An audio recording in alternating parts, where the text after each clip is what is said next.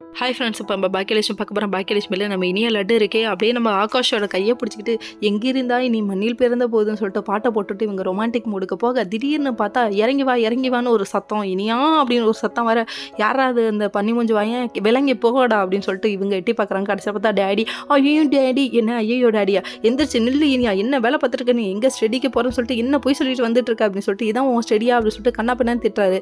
சரி மூச்சு விடாமல் 300 நிமிஷம் பேசாத எருமை, நீ நில்லு அப்படின்ற மாதிரி இருந்துச்சு. அங்கிள் அப்படின்னு கிட்ட போய் நிற்க, ஏய் ஒன்று அப்படின்னு சொல்லிட்டு திட்டி விட்டு கிளம்புறாரு. இந்த மனுஷன் நம்ம இனியாவை தரத்தானே எழுத்துட்டு போ, ஃபோனை கொடுன்னு சொல்லிட்டு காரில் வச்சு கேட்டுவிட்டாருங்க. அந்த ஃபோனை வாங்கி பார்த்தா பாஸ்வேர்டெல்லாம் எடுத்துகிட்டு பார்த்தா ஹபி கபி கபின்னு ஹார்ட்டெல்லாம் போட்டு பயங்கரமாக இவங்க மெசேஜ் பண்ணியிருக்க. இதை பார்த்தோன்னே ஹார்ட்டே வெடிச்சிருச்சு அவருக்கு.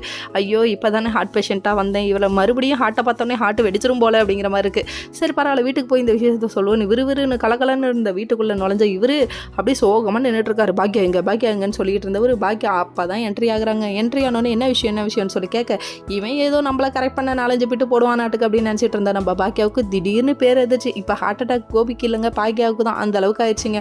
என்னன்னா உன் பொண்ணு லவ் பண்ணுறான்ற விஷயத்தை போட்டு உடைக்க பெரிய ஷாக்கு. அப்படியே எல்லாருக்கும் பயங்கரமான ஷாக்குங்க. யார் அந்த பையன், நான் தான் அந்த பையன், யார் அந்த பையன், நான் தான் அந்த பையன் சொல்லிட்டு யாரை இன்ட்ரடியூஸ் பண்ணிக்கிறாங்க, நம்ம ஆகாஷை. உடனே அதுக்கு மேலே பயங்கர ஷாக் ஆயிடுச்சுங்க. அவங்க ஏன் வீட்டு வேலைக்கார பொண்ணுன்னா லவ் பண்ணக்கூடாதா, பொண்ணோட பையனா, அதெல்லாம் ரொம்ப தப்புப்பா, ரொம்ப தப்பு அப்படிங்கிற மாதிரி இருக்குது. இதுக்கப்புறம் எப்படியே பாக்கியா இவங்க 2 பேரும் சேர்த்து வச்சுருவாங்க. அதோட கதை முடிய போகுது. அதான கண்டென்ட்டு. Okay friends, next